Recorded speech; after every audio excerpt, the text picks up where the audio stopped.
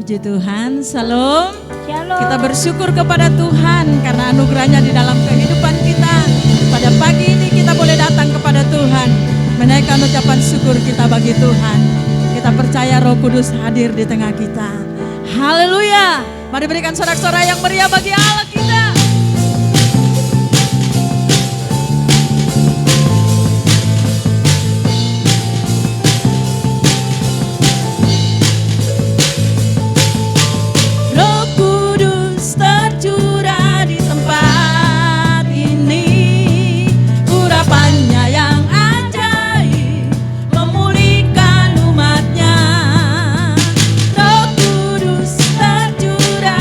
Gereja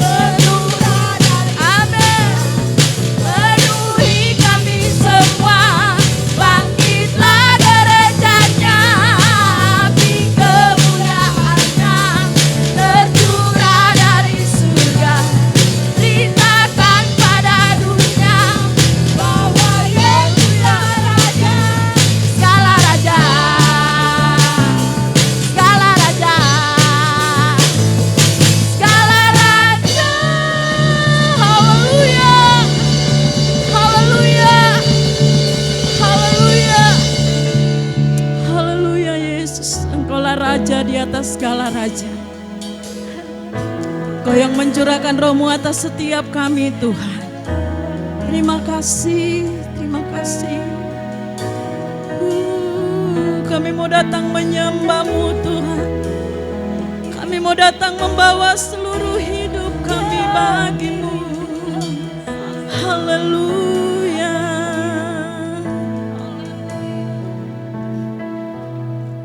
Allah Roh Kudus, penuhi kami.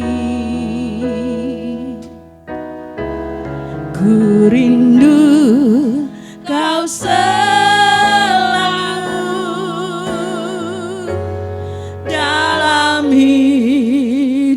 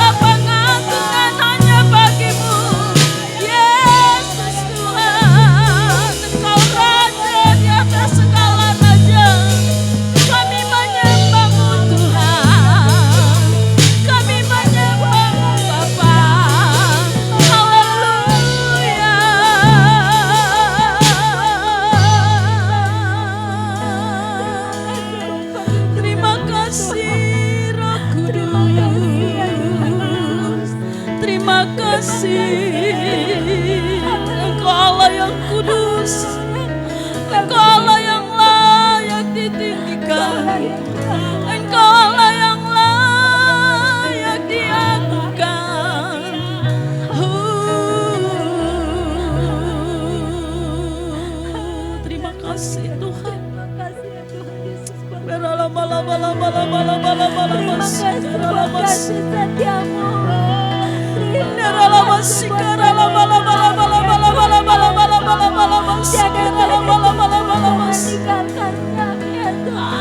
Kudus, kuduslah Engkau Tuhan. Kudus, kuduslah Engkau Yesus Tuhan.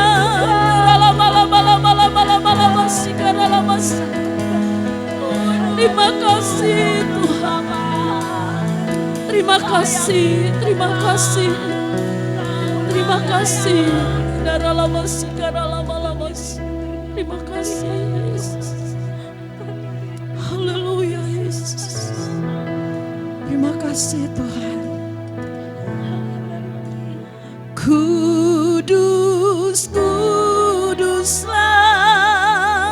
kuduslah Tuhan, Allah semesta alam. Kudus, kuduslah, kuduslah Tuhan, surga bumi menyembah. Kudus, kuduslah, kuduslah Tuhan, amin, Allah semesta alam. Kudus, kuduslah, kuduslah Tuhan, surga bumi menyembah.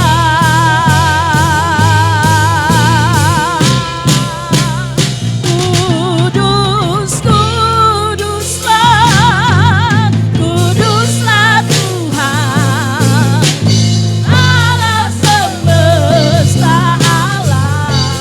Engkau kudus Tuhan, haleluya. Kuduslah Tuhan, surga bumi menyembah. Kudus, kuduslah, kuduslah Tuhan, Allah semesta alam. Kudus, kuduslah, kuduslah Tuhan, surga bumi menyembah. Kudus, kuduslah, kuduslah Tuhan, Allah semesta alam. Kudus, kuduslah, kuduslah Tuhan, surga bumi menyembah. Surga bumi menyembah. Surga bumi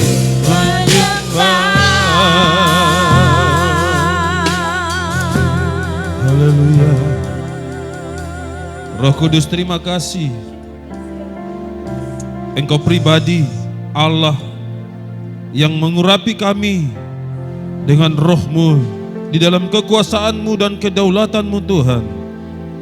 Kami takluk, oleh karenanya kami memohon Engkau ya Roh Kudus, Allah yang menyertai kami, Allah yang memelihara kami, Allah yang menuntun kami, dan Allah yang memberikan kami pertolongan dan kekuatan, pengurapan yang dari Engkau sendiri ya Allah Roh Kudus. Urapi kami semua, urapi hamba-Mu, dan setiap orang yang mendengarkan firman-Mu pada saat ini. Biarlah mereka menerima pengurapan yang baru yang dikerjakan Engkau Allah Roh Kudus. Dalam nama Yesus kami berdoa. Haleluya, haleluya. Yang percaya sama-sama katakan amin. Puji Tuhan, shalom saudara. Kita masih tetap beribadah di minggu terakhir di bulan Mei, di penghujung bulan Mei. dengan satu ibadah perayaan pencurahan Roh Kudus kepada umat Allah. Dan kita juga meyakini dengan sungguh-sungguh bahwa kita sampai hari ini tetap ada, tetap kuat, itu juga karena pertolongan Tuhan atas kita semua. Dengan terus masih mengikuti instruksi pemerintah terkait stay at home, tinggal di rumah, beribadah di rumah bersama dengan keluarga. Saya berdoa saudara-saudara sekalian dimanapun Anda berada hari ini, yang sedang online, streaming, kita paham bersama, kita memahami bahwa sebagian dari umat Tuhan yang menonton ibadah ini melalui handphone saudara atau melalui media yang lain, apakah siaran langsung melalui pelayanan yang saudara tonton hari ini, biarlah saudara menerima pengurapan yang baru yang dikerjakan oleh Roh Kudus. Saudara-saudara sekalian, saya akan membacakan Alkitab. Kita buka bersama-sama di dalam kitab Yesaya pasal 32 ayat 15 sampai dengan 19. Nanti kita baca di dalam Kisah Para Rasul pasal 2 ayat 1 sampai dengan 4. Dan saya memberikan tema pencurahan Roh Kudus, merestorasi umat Allah. Sekali lagi, pencurahan Roh Kudus, merestorasi atau memulihkan umat Allah. Kita akan buka bersama-sama di dalam kitab Yesaya pasal 32 ayat 15 sampai dengan 19. Demikianlah firman Allah, sampai dicurahkan kepada kita roh dari atas, maka padang gurun akan menjadi kebun buah-buahan, dan kebun buah-buahan itu akan dianggap hutan. Di padang gurun selalu akan berlaku keadilan, dan di kebun buah-buahan akan tetap ada kebenaran. Di mana ada kebenaran, di situ akan tumbuh damai sejahtera, dan akibat kebenaran ialah ketenangan dan ketentraman untuk selama-lamanya. Bangsaku akan diam di tempat yang damai, di tempat tinggal yang tentram, di tempat peristirahatan yang aman. Hutan akan runtuh seluruhnya, dan kota akan direndahkan serendah-rendahnya. Berbahagialah kamu yang boleh menabur di segala tempat, di mana terdapat air, yang dapat membiarkan sapi dan keledainya pergi kemana-mana. Itu ayat 20, saudara-saudara sekalian. Kita akan membaca di dalam Kisah Rasul pasal 2 ayat yang ke-1 sampai dengan yang ke-4, saudara-saudara sekalian. Demikianlah firman Allah. Ketika tiba hari Pentakosta, semua orang percaya berkumpul di satu tempat. Tiba-tiba turunlah dari langit suatu bunyi seperti tiupan angin keras yang memenuhi seluruh rumah di mana mereka duduk. Dan tampaklah kepada mereka lidah-lidah seperti nyala api yang bertebaran hingga pada mereka masing-masing. Maka penuhlah mereka dengan Roh Kudus. Lalu mereka mulai berkata-kata dalam bahasa-bahasa lain, seperti yang diberikan oleh Roh itu kepada mereka untuk mengatakannya. Saudara-saudara sekalian, dari pembacaan kita, bagian pertama ada di Perjanjian Lama, terdapat dalam kitab Yesaya 32 ayat 15 sampai dengan 19 sebagai ayat bacaan kita, dan di dalam Kisah Para Rasul pasal 2 ayat 1 sampai dengan 4, saudara-saudara sekalian. Dari tema yang saya berikan kepada saudara, pencurahan Roh Kudus, merestorasi umat Allah, kita patut naikkan syukur kepada Allah karena Roh Kudus sudah dicurahkan oleh Tuhan kepada murid-muridnya dan kepada kita semua. Di dalam kebenaran Alkitab dikatakan Roh Kudus turun dari langit, dan bahwa ia hinggap kepada setiap orang percaya atau umat percaya. Saya ingin menarik kata hinggap di sini, saudara-saudara. Di dalam bahasa asli Alkitab, kata hinggap itu adalah di dalam bahasa Yunani disebut ekatisen, yang memiliki arti adalah duduk, diam, dan tinggal. Ada dua hal penting yang diambil dari kata hinggap ini, saudara-saudara sekalian. Kalau kita buka di dalam Kisah Para Rasul tadi, pasal 2, ayat 3 khususnya. Di sana dikatakan, dan tampaklah kepada mereka lidah-lidah seperti nyala api yang bertebaran hinggap pada mereka masing-masing. Hinggap dapat diartikan sebagai suatu kata untuk menyatakan sesuatu yang sudah atau pernah terjadi, atau sudah atau pernah dilakukan. Kata hinggap itu adalah satu kata pengertian yang memiliki makna bahwa tidak berulang-ulang terjadi atau dilakukan. Artinya saudara-saudara sekalian, peristiwa pencurahan Roh Kudus atau peristiwa Pentakosta atau yang dikenal dengan turunnya Roh Kudus dari atas itu terjadi hanya satu kali saja dan tidak diulang-ulangi lagi. Artinya apa saudara-saudara sekalian? Peristiwa Pentakosta di Yerusalem, di loteng Yerusalem, itu satu kali terjadi untuk selama-lamanya. Esensinya adalah bahwa Roh Kudus itu bekerja dari era ke era, dari zaman ke zaman, dengan kuasa adikodratinya. Dia tidak tercurah satu kali ini. Ada beberapa pandangan orang-orang tertentu beranggapan bahwa jika Roh Kudus tercurah di loteng Yerusalem, terus era tertentu dia balik lagi, nanti di era berikutnya dia turun lagi, saudara. Tidak. Kata hinggap yang tadi saya maksudkan adalah untuk menyatakan sesuatu yang pernah terjadi atau yang pernah dilakukan, namun tidak terulang-ulang atau tidak berulang-ulang terjadi. Yaitu dia tidak terjadi berdasarkan era atau zaman. Begitu dicurahkan oleh Tuhan dari Roh Kudus, dia dicurahkan, terjadi pertama kali di Yerusalem, itu akan terus terjadi satu kali untuk selama-lamanya. Artinya apa saudaraku? Setelah peristiwa Pentakosta itu, maka sekarang Roh Kudus sudah berada dan bekerja di dunia ini atas umat Allah, atas kita semua.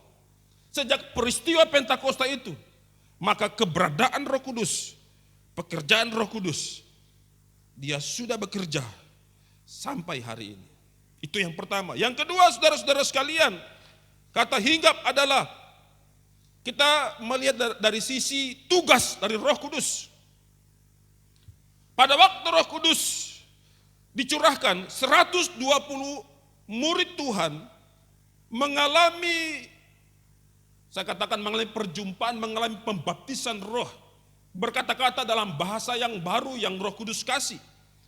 Tentu sebagai pribadi, Roh Kudus memberikan karunia-Nya kepada orang percaya menurut kehendaknya. Itu sebabnya sebagaimana dikatakan oleh Tuhan, Yesus berkata kepada murid-muridnya, "Aku minta kepada Bapa, dan Ia akan memberikan kepadamu seorang penolong lain, supaya menyertai kamu selama-lamanya. Ia akan menyertai kamu dari hari ini." Mulai dari hari ini, sejak peristiwa itu, sampai selama-lamanya. Mulai digunakan kata, Ia menyertai kamu dan akan diam di dalam kamu. Roh Kudus menyertai kita dan diam di dalam kita. Dalam karya-karya kuasa Roh Kudus. Itu Yohanes pasal 14 ayat 16 sampai dengan 17.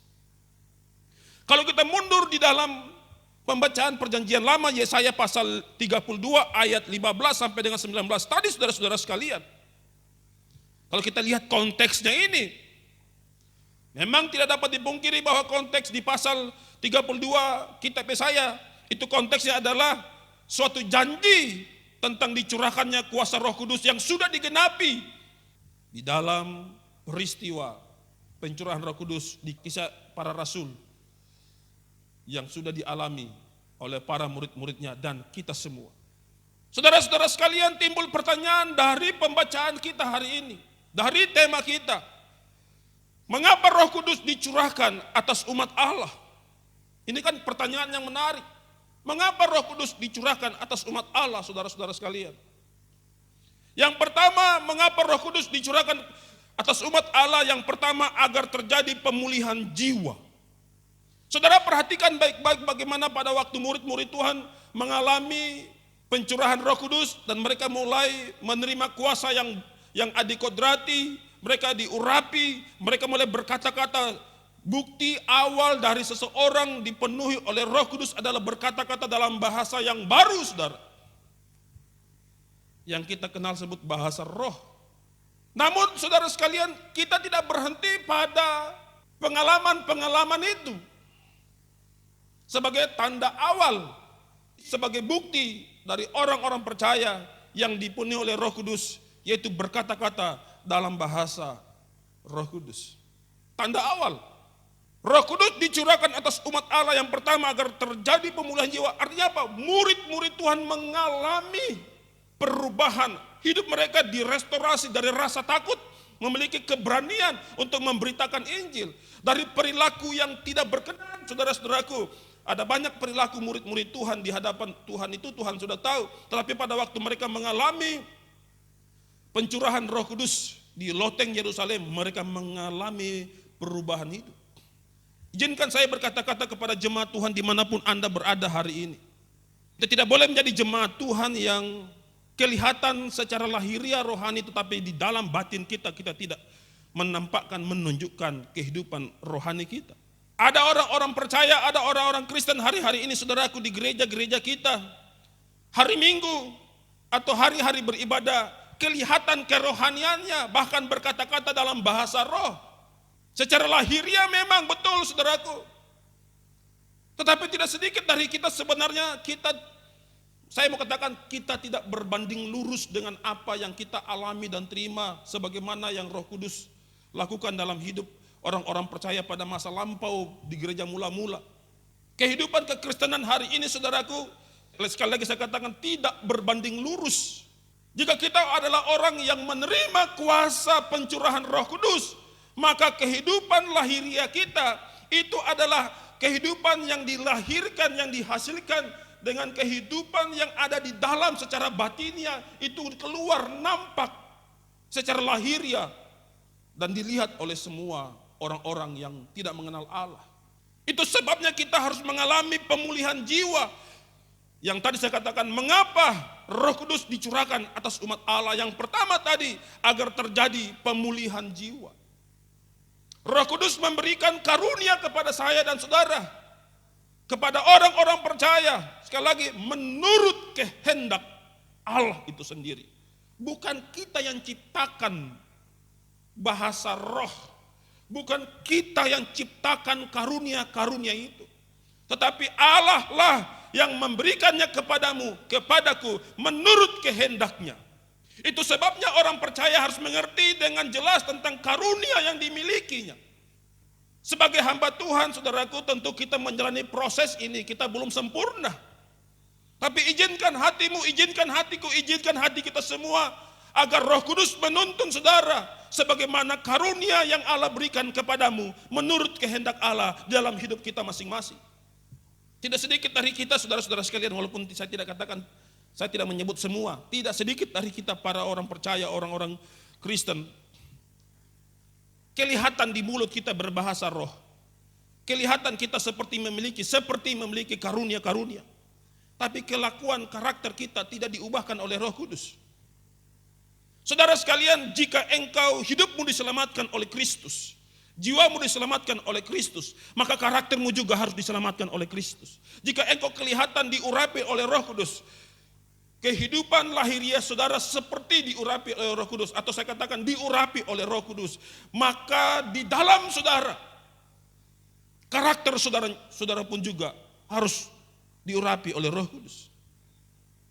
Tidak sedikit orang percaya hari ini, orang percaya tanda kutip hari ini, perilakunya tidak jauh berbeda dengan orang-orang duniawi. Padahal saudara tidak dipungkiri mereka datang beribadah berbahasa roh dengan kencangnya. Tapi begitu keluar dari gereja 30 menit setelah beribadah, saudara-saudara sekalian, mulut mereka mulai mencibirkan orang lain. Mulut mereka mulai mengeluarkan kata-kata yang tidak patut, bahkan tidak senonoh. Masih ada iri hati, dengki, cemburu yang berlebihan. Yang saya maksudkan cemburu ini adalah cemburu melihat keberhasilan orang lain, kebahagiaan orang lain. Bukankah Roh Kudus yang datang mengurapimu adalah Roh Kudus yang memberikan engkau damai sejahtera dan sukacita? Lantas jika engkau cemburu melihat orang lain punya kebahagiaan, saya kurang tahu Roh Kudus yang mana yang ada padamu. Itu sebabnya mengapa Roh Kudus dicurahkan atas umat Allah kepada kita semua. Yang pertama, agar kita mengalami terjadi pemulihan jiwa. Saudara-saudara sidang jemaat dimanapun Anda berada hari ini, rekan-rekan hamba Tuhan. Saya beberapa waktu lalu saya katakan bahwa kita di hadapan Tuhan, tidak ada satu helai benang pun yang dapat menutupi keberadaan kita di hadapan Allah. Itu sebabnya relakan hatimu dan relakan hati kita semua untuk dikoreksi oleh Roh Kudus. Kita tidak melaksanakan ibadah sebagai suatu ibadah perayaan secara rutinitas setiap tahun sekali yang kita sebut ibadah pencurahan Roh Kudus. Tetapi yang saya ingin sampaikan bahwa sebagai kehidupan orang percaya yang menerima pengurapan yang baru dari kuasa adikodrati itu, maka kehidupan kita senantiasa diperbaharui oleh Roh Kudus. Atau kehidupan kita senantiasa mengalami pembaharuan, pemulihan yang dikerjakan oleh Roh Kudus. Kehidupan kita tidak boleh sama seperti perilaku orang-orang duniawi. Kalau saudara maaf kata, saudara cerewet dalam berbahasa roh, seperti murid-murid Tuhan, waktu mereka mulai berbahasa roh, orang berpikir mereka sedang mabuk oleh anggur manis. Namun Petrus berkata bahwa mereka menerima kuasa yang berasal dari Allah. Dan untuk menyatakan pekerjaan-pekerjaan Allah yang besar, saya gunakan kata cerewet di sini. Boleh-boleh saja saudara menggunakan bahasa-bahasa karunia yang Allah berikan kepadamu. Tetapi saudara tidak boleh di luar gereja. Di luar sana, kehidupan saudara menjadi sama dengan orang-orang duniawi. Tidak boleh saudara-saudara sekalian. Itu sebabnya Alkitab berkata, ia hinggap. Roh Kudus yang sudah dicurahkan di loteng Yerusalem. Alkitab berkata di Kisah Rasul pasal 2 ayat 2 sampai 3, tiba-tiba turunlah dari langit suatu bunyi seperti tiupan angin keras yang memenuhi seluruh rumah di mana mereka duduk. Siapa mereka? Murid-murid Tuhan yang berjumlah 120 orang kurang lebih. Alkitab juga mencatat di sana, dan tampaklah kepada mereka lidah-lidah seperti nyala api yang bertebaran dan hinggap pada mereka masing-masing. Maka penuhlah mereka dengan Roh Kudus, lalu mereka mulai berkata-kata dalam bahasa lain. Saya percaya saudara-saudara sekalian, pada waktu Anda mulai menonton siaran ini, menonton khotbah ini secara online, saya berdoa biar Roh Kudus menjamah saudara.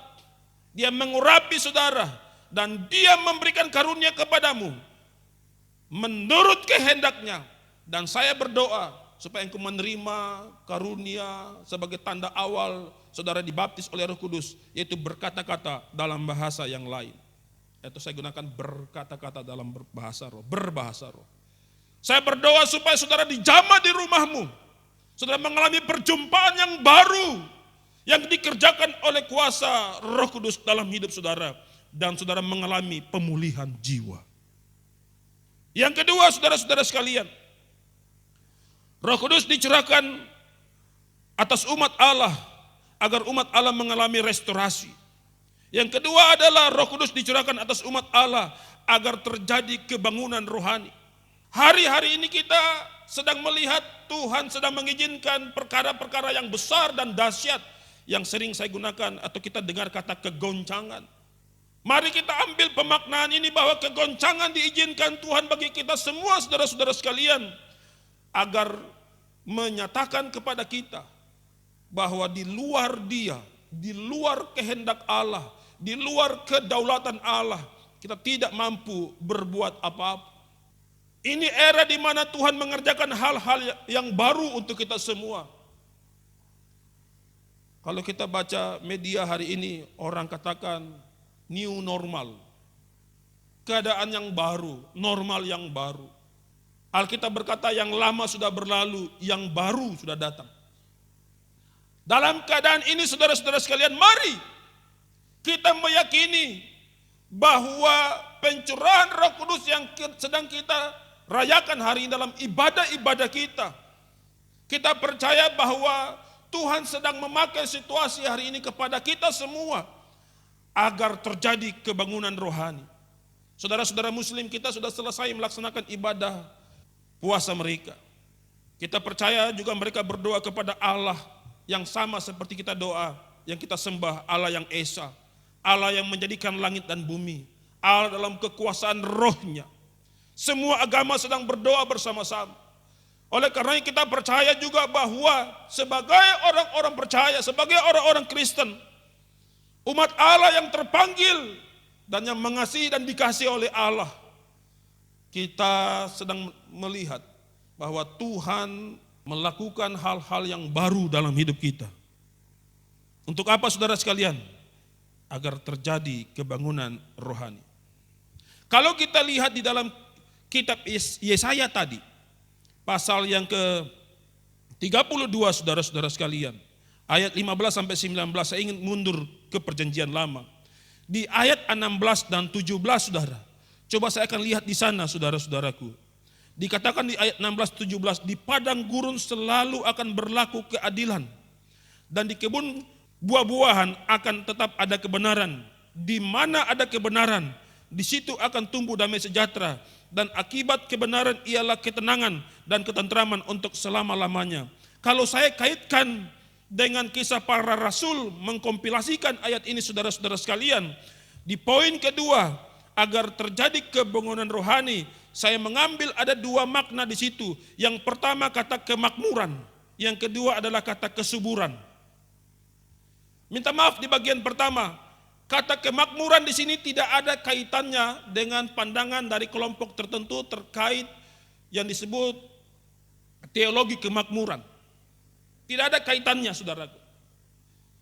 Kata kemakmuran yang saya ambil di sini kaitannya dengan kata benda.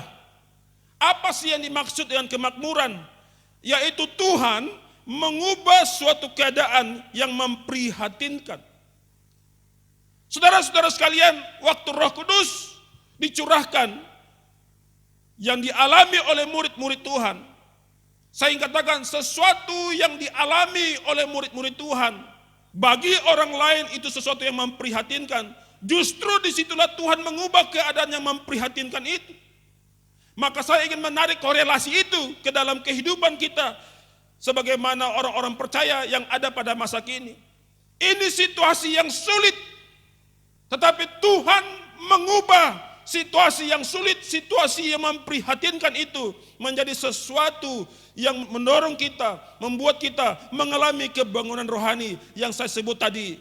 Tuhan mengakibatkan kita mengalami kemakmuran. Sekali lagi, kata kemakmuran di sini tidak ada kaitannya dengan pemahaman kelompok tertentu terkait teologi kemakmuran. Tidak ada, saudara. Tetapi yang saya maksudkan di sini adalah Tuhan turut bekerja kepada kita semua untuk mengubah keadaan yang memprihatinkan agar kita mengalami apa? Damai sejahtera, sukacita. Karena di dalamnya adalah kebenaran. Di ayat 17 tadi itu, di mana ada kebenaran, di situ akan tumbuh damai sejahtera. Yang saya tadi katakan kemakmuran. Bukan kemakmuran teologi kemakmuran. Banyak memberi, banyak menerima, itu pasti saudaraku diberkati. Tapi tidak semata-mata pada konsep itu, saudaraku. Kita memberi karena kita mengasihi Allah. Kita tidak memberi, kita memberi bukan karena kita mengharapkan sesuatu yang lebih besar yang akan Tuhan gantikan. Bukan itu maksudnya. Jadi perspektifnya adalah kemakmuran yang saya ambil di sini sebagai kata benda, yaitu Tuhan mengubah suatu keadaan yang memprihatinkan. Hari ini memang keadaan kita sungguh sangat memprihatinkan, saudara. Tapi percayalah bahwa Tuhan akan mengubahnya. Terima dan gunakan karunia-karunia Roh Kudus sebagaimana yang Tuhan berikan kepadamu dengan cara-cara yang tepat. Jangan saudara kelihatan di dalam rumah ibadah berkata-kata dalam bahasa roh, tapi kelakuan dan perilaku saudara ditonton oleh orang lain yang duniawi. Ternyata gaya hidup kita sama seperti gaya hidup mereka.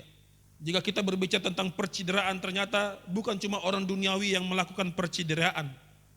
Kita, orang-orang yang katanya mengalami kepenuhan Roh Kudus pun, kita sering melakukan percideraan dengan sesama kita. Pemberontakan ternyata tidak saja terjadi dan yang dilakukan oleh orang-orang duniawi yang tidak mengenal Allah. Kita juga di dalam rumah Tuhan melakukan hal yang sama. Pertanyaannya, bukankah Roh Kudus adalah Allah yang esa, Allah yang penuh dengan damai sejahtera, sopan santun, teratur itu yang harusnya saudara ikuti? Ternyata perilaku kita sama seperti orang-orang duniawi itu. Lantas saya katakan, roh yang mana yang merasuki saudara, yang menghinggapi saudara? Kesuburan, saudara-saudara sekalian. Kata kesuburan dan kemakmuran tadi saya katakan. Yang kedua, kesuburan dari poin kedua. Ada 2 poin dari poin kedua ini. Ternyata kata kesuburan adalah kemampuan untuk menghasilkan. Yang kedua adalah produktivitas dan kreativitas. Saudara-saudara sekalian, saya ingin katakan kepada saudara hari ini. Pada waktu penerapan PSBB atau PSDD, bukankah semua tempat-tempat berkegiatan berupa mal, pasar, warung, toko, dan sebagainya ditutup. Jalan-jalan utama kita ditutup. Kita berterima kasih kepada pemerintah karena terus berupaya untuk menolong seluruh warganya. Namun saya mau katakan kepada saudara-saudara sekalian, di dalam keadaan stay at home, bukankah kemampuan untuk menghasilkan itu tidak tertutup dalam kehidupan saudara sebagai orang percaya? Ada saja Tuhan membuka jalan dalam kehidupan saudara. Mungkin saudara tidak dapat pembagian jatah sembako dari RT dan lurah. Tetapi sampai hari ini bukankah Anda dan keluargamu masih menikmati berkat yang diterima juga oleh orang-orang lain? Itu artinya saudara, saya katakan, Roh Kudus yang dicurahkan kepadamu membuat engkau mengalami kebangunan rohani. Bukan saja secara batinnya, secara kejiwaan, tapi juga berpengaruh dalam kehidupan lahiriah saudara. Yang tadi saya katakan, ada 2 hal dari kebangunan rohani yang dialami oleh orang percaya pada masa kini saudaraku. Yaitu kebangunan rohani mengakibatkan kemakmuran. Kata kemakmuran yang tadi saya maksudkan adalah Tuhan mengubah suatu keadaan yang memprihatinkan menjadi damai sejahtera. Yang tadi saya katakan tidak ada kaitannya kata kemakmuran ini dengan suatu keyakinan, kepercayaan, paham yang dianut oleh kelompok-kelompok tertentu yang begitu percaya dengan teologi kemakmuran. Saya tidak menyebut itu karena saya tidak menganut paham teologi kemakmuran. Yang kedua adalah kesuburan. Apa itu kesuburan? Ada 2 hal tadi saudara saya katakan. Kemampuan untuk menghasilkan. Yang kedua adalah produktivitas dan kreativitas kita. Tidak sedikit dari orang-orang hari ini mulai menjual online, beraktivitas. Para ibu rumah tangga, bapak rumah tangga, bahkan anak-anak kita di rumah tangga kita masing-masing mulai muncul kreativitas mereka. Bahkan ada ibu-ibu yang dulunya tidak tahu membuat kue, sekarang sudah bisa menjual kue online, haleluya. Sudah ada kreativitas baru. Yang dulu biasanya mungkin saudara tidak bisa betah lama di rumah, hari ini Anda diminta oleh Tuhan sendiri lewat pemerintah untuk Anda betah di rumahmu, untuk menjadi panutan bagi anak-anak saudara. Dan itu sesuatu yang luar biasa saudara-saudara sekalian. Kita dilarang untuk pergi di pasar karena mencegah berjumpa dengan banyak orang karena social distancing dan physical distancing. Dan karena hal demikianlah Tuhan membukakan pikiran-pikiranmu untuk mulai memiliki kemampuan untuk menghasilkan. Itu secara lahiriah. Tetapi saya ingin katakan, bahkan di dalam rumahmu, yang dulunya para suami, imam atau kepala rumah tangga, yang tidak biasa memimpin keluarga, istri dan anak-anak untuk berdoa, bahkan doa makan pun mungkin dulunya tidak terbiasa. Hari ini Anda diminta, Roh Kudus menuntun saudara, dalam peristiwa keadaan hari ini, untuk berdoa dengan keluargamu, istri dan anak-anakmu, bagi para imam, bagi kepala rumah tangga. Bahkan dalam ibadah minggu, saudara-saudara sekalian, mungkin bagi saudara yang tidak mampu menonton siaran streaming online yang seperti sebagian orang lain mampu menonton karena bisa membeli paket data. Mungkin Anda tidak bisa membeli paket data karena tidak memiliki lagi keuangan untuk membelanjakan paket data. Jangankan paket data, belanja telur atau bahan pokok tertentu untuk menyambung hidup saudara sudah tidak ada. Tetapi saudara sekalian, dengan situasi ini, sebagai imam di dalam rumahmu, akibat tidak mampu menonton, saudara harus memimpin keluargamu untuk beribadah karena bertepatan dengan hari Minggu, sekaligus pencurahan Roh Kudus, ibadah pencurahan Roh Kudus. Atau minggu-minggu sebelumnya, saudaraku, mau tidak mau sebagai kepala rumah tangga, tentu pertama rasa sungkan dan segan dan tidak mampu. Tetapi hari ini, saudara, waktu Anda mulai membuka firman Allah, kumpul keluargamu, di situ Roh Kudus bekerja. Sekali lagi, karunia Allah, karunia Roh Kudus bukan hasil ciptaanmu dan ciptaanku. Karunia Roh Kudus itu diberikan oleh Allah kepadamu dan kepadaku dan kepada kita semua menurut kehendak Allah. Itu sebabnya orang percaya harus mengerti dengan jelas tentang karunia yang dimilikinya. Yang ketiga, saudara-saudara sekalian, mengapa Roh Kudus dicurahkan atas umat Allah? Yang pertama, agar terjadi pemulihan jiwa. Yang kedua, agar terjadi kebangunan rohani. Yang ketiga, saudara-saudara sekalian, untuk kita umat Allah mengalami tahun rahmatnya. Ini tahun rahmatnya Tuhan. The year new dimension. Era yang baru. Allah merestorasi orang-orang percaya hari-hari ini. New normal, saudaraku. Itu pun atas kehendak Allah. Itu pun atas kemauan Tuhan. Dan mari kita tetap terus mengikuti apa yang maunya Tuhan. Kita tetap berada dalam kedaulatan Tuhan. Halo umat Tuhan dimanapun Anda berada hari ini. Jangan karena engkau baru menerima 2-3 karunia dari Roh Kudus, lantas Anda beranggapan Anda sama ratanya dan atau lebih tinggi dari kehendak Allah. Seberapa banyak karunia yang Anda miliki, maka nyatakanlah itu dalam kehidupan perilaku saudara yang saya sebut karakter saudara. Nyatakan itu. Karena kehidupan orang percaya bukan saja menerima karunia Roh Kudus, tetapi juga berbuah dalam karunia Roh Kudus. Maka yang ketiga, untuk mengalami tahun rahmat Tuhan. Tahun rahmat Tuhan di sini ada 2 hal, saudaraku. Kalimat rahmat di sini saya tujukan pada kata di tempat tinggal yang tentram. Kata di tempat tinggal yang tentram di kitab Yesaya pasal 32 ayat 18, saudara-saudara sekalian. Yang tadi saya katakan, izinkan saya mengambil perjanjian lama ini sebagai ayat bacaan kita. Yang saya ingin mengkompilasikannya dengan Kisah Rasul pasal 2 di ayat 1 sampai dengan 4 tadi. Kata tempat tinggal yang tentram di sini saya ingin membawa pikiran saudara, artinya apa? Mengacu pada politik dan pemerintahan. Izinkanlah kita berkata di dalam roh Allah, dalam tahta Tuhan, bahwa Tuhan sementara mengizinkan kegoncangan atas bangsa-bangsa, atas pemerintahan dan politik. Itu membuktikan semua kita, semua pemerintahan dan politik dunia ini tidak mampu bertahan dalam kekuasaannya. Mau tidak mau kita harus kembali melihat kepada Allah yang maha kuasa dan berkuasa itu. Yang pada akhirnya kalau kita mengacu kepada apa yang Allah mau dalam kehidupan kita, maka kita akan mengalami tahun rahmatnya Tuhan. Yang kedua adalah tempat peristirahatan yang aman. Kata ini mengacu pada ekonomi dan kesejahteraan. Sekali lagi, kata ini mengacu pada ekonomi dan kesejahteraan. Saya ulangi lagi, sebagian dari kita mungkin ada yang tidak menerima BLT, BST, sembako, limbako, tribako. Ya, mungkin Anda menerima beras 10 kilo, 25 kilo, bahkan mungkin 5 kilo, tidak ada minyak kelapa, tidak ada telur. Atau mungkin juga Anda menerima, ada yang menerima 3 kilo, 15 biji telur, dan 1 liter minyak kelapa. Syukuri saudaraku sekalian.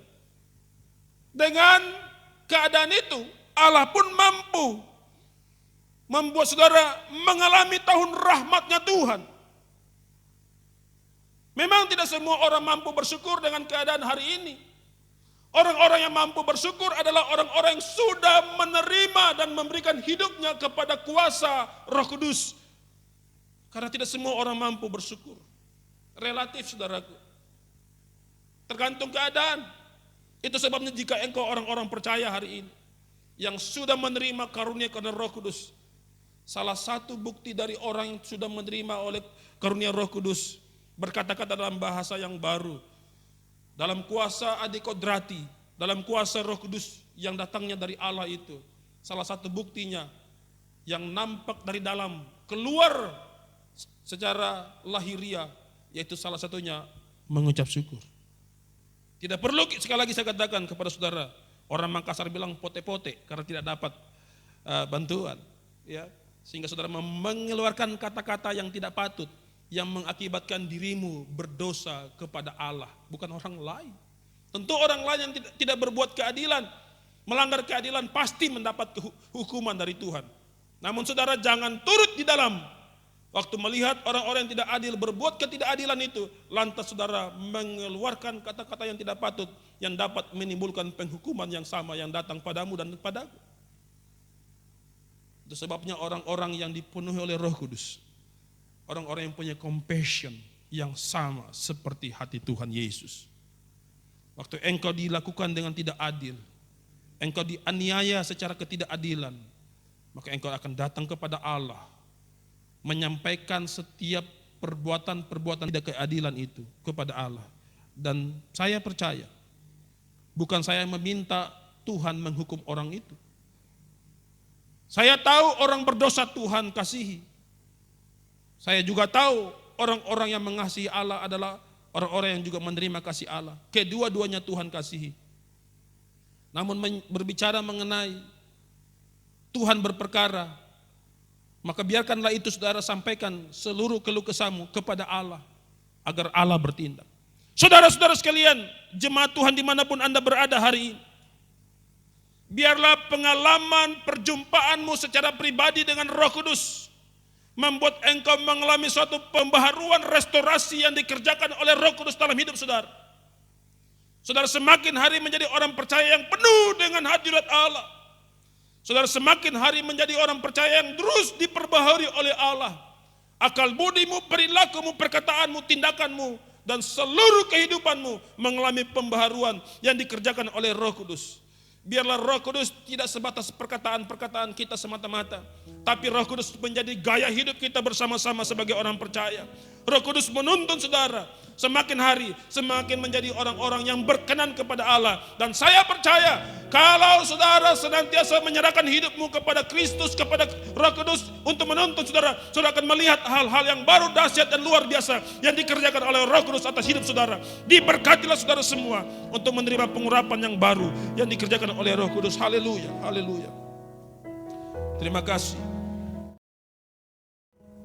Allah Roh Kudus. Angkat pujian ini bersama-sama. Terima kasih Allah Roh Kudus, penuhi kami. Ku rindu Kau selalu dalam hidupku. Allah Roh Kudus, ubah hatiku Tuhan, ubah hatiku, jamalah telingaku, jamalah ku rindu hadiratmu. ku sembah, amin.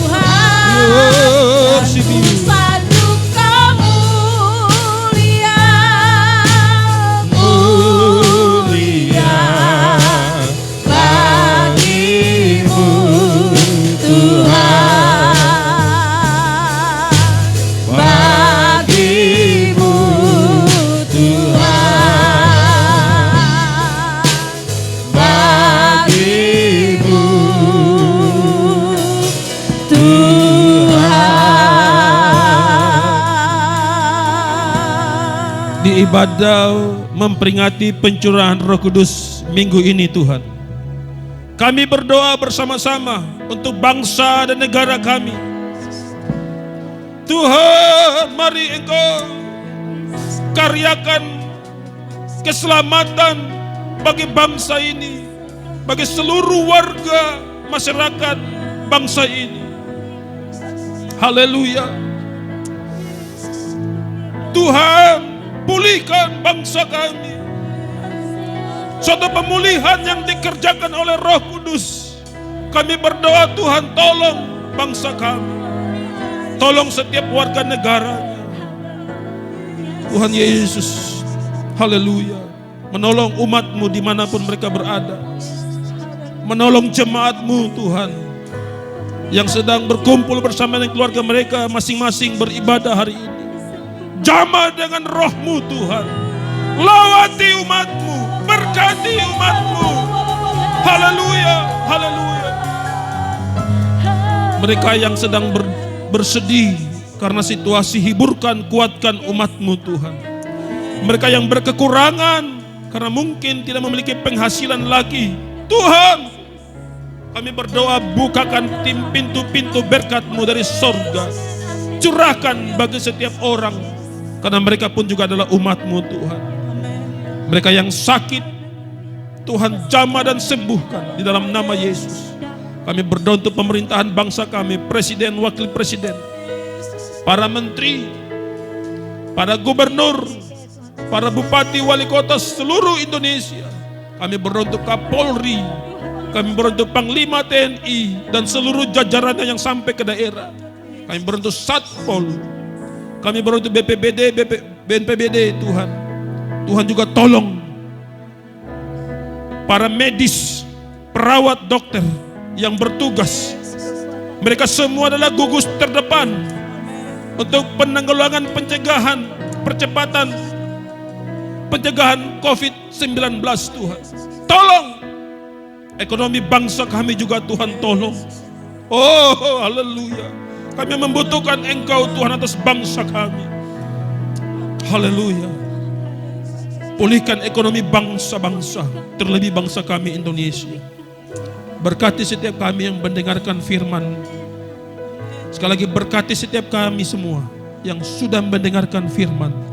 Dilawat Engkau ya Roh Kudus, dilawat oleh-Mu ya Roh Kudus. Haleluya, haleluya, haleluya.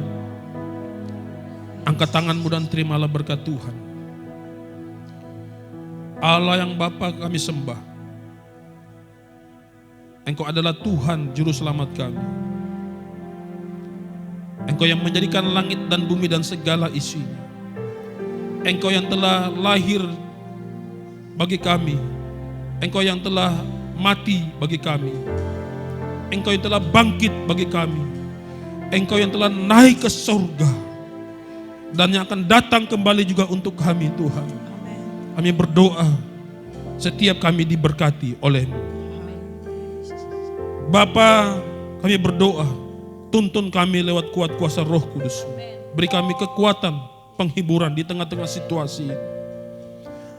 Dan biar kami terus belajar mengandalkan dan bergantung sepenuhnya kepada Engkau. Di segala bentuk aktivitas kami, penyertaan-Mu Tuhan menyertai kami. Sahabat-sahabat kami yang bekerja di perusahaan PT Freeport, kontraktor dan privatisasi, Tuhan juga tolong mereka. Terima kasih. Tuhan menghadapkan wajahnya kepadamu dan memberikan kasih karunia. Kasih karunia dari Allah Bapa, kasih sayang dari Tuhan kita Yesus Kristus, persekutuan yang manis dari Roh Kudus, menyertai engkau sekalian, mulai hari ini, kekal sampai selama-lamanya. Dalam nama Tuhan Yesus Kristus, haleluya, haleluya. Kiranya Engkau memberkati aku berlimpah-limpah dan memperluas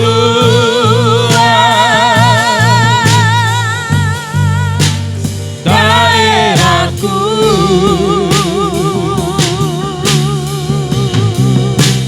dan kiranya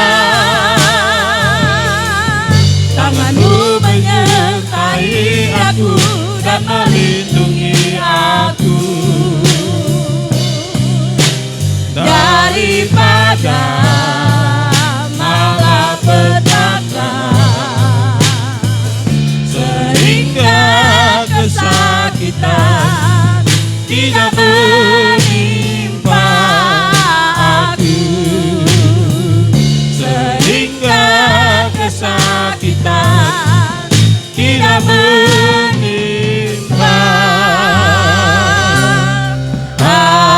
aku. Semua yang diberkati Tuhan sama-sama kita katakan amin. Tuhan memberkati. Shalom.